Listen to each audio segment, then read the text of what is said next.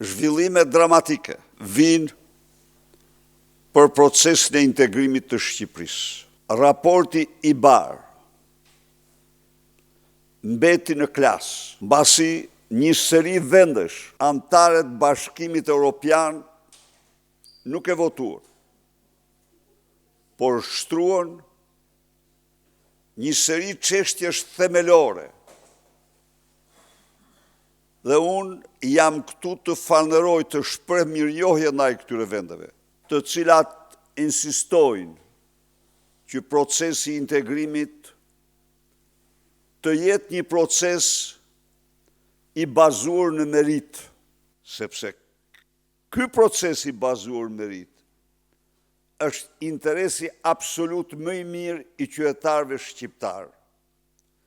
Procesi jashtë meritës është ndëshkim për qytetarët shqiptar dhe mbështetje për kusart qeveritar shqiptar.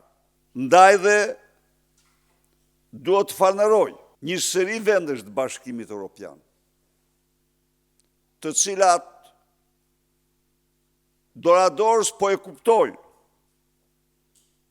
se Edi Rama dhe narkoregjimi i tij nuk plotësojnë asnjë kusht, asnjë kriter, asnjë standard për integrimin e Shqipërisë në Bashkimin Evropian. Jam këtu për të deklaruar se për Partinë Demokratike objektivi më madhor i saj është integrimi bazuar në merit. Gjithçka po shkon drejt konsolidimit të narkoregjimit dhe janë vetëm shqiptar, qytetar shqiptar, që do marrin fatin në duart e tyre. 22 marsi është dita e kryengritjes më të fuqishme paqësore që ka njohur Shqipëria në tërë historinë e saj. Ndaj dhe ftoj çdo shqiptar në rrugë dhe sheshet e Tiranës të tregojmë revolten, zemrimin për çmimin tonë ndaj këtij regjimi. Në mbledhjen e kryesisë është vendosur hapja e garës për kryetarin e Partisë Demokratike. A konfirmoni ju pjesëmarrjen në këtë garë? Urdhë. A konfirmoni që do të jeni ju një kandidat në këtë garë? Ndihmoni?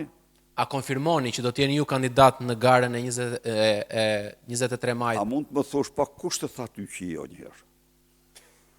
Po si e bërë këtë pyetje? Sa herë zgjedhjet humben kur ato janë normale, është detyrë atij që udhëheq të largohet, t'ia dorëheqen. E them, e kam thënë do ta them. Farsa elektorale është tjetër. Është detyrë të luftoj diktaturën pastaj. Duhet të luftoj dhe ne e bëm luftën tonë edhe po e bëjmë në kuptimin që ne farsa elektorale ishte 21-shi. Po problemi është se ti duhet ta faktosh.